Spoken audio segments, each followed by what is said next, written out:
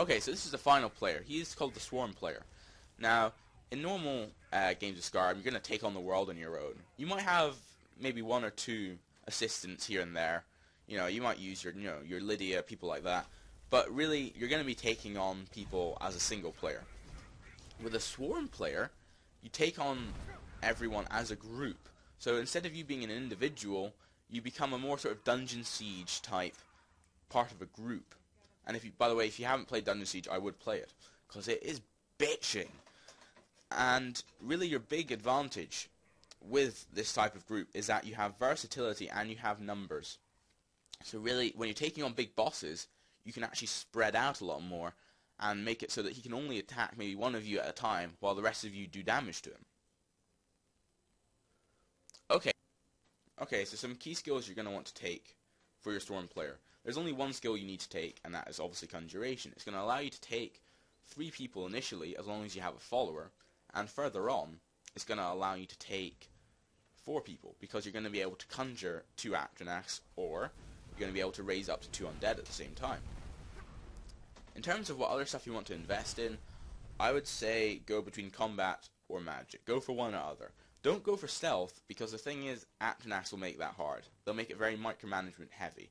Because Atronachs, they sort of follow you around like a little puppy dog, and then as soon as they see something that they can kill, they go apeshit and start trying to like smash it up. It's not helpful when you're trying to be sly. Same thing with the followers. They can be kind of over-aggressive as well.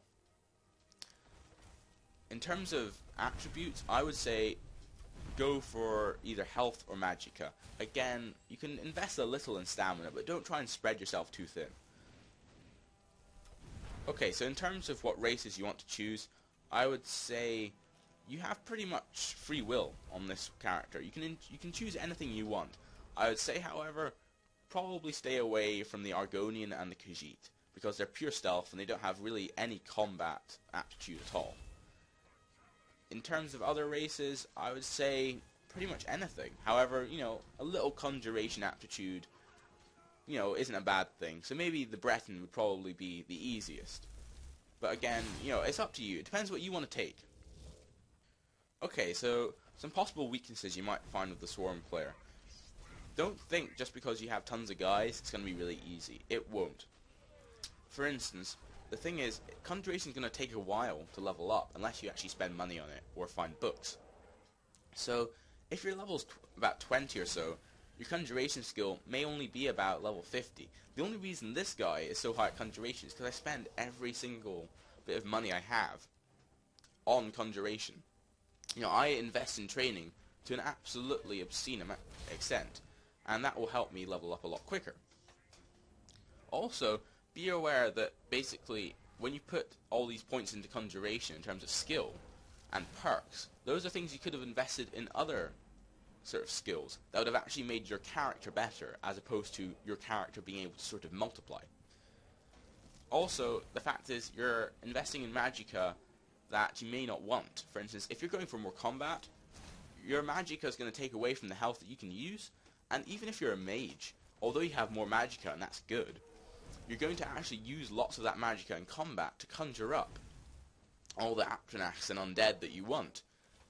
And that's going to make it a lot harder for you, because it means you're going to have a lot less spells that you can cast before you sort of have to wait and hide.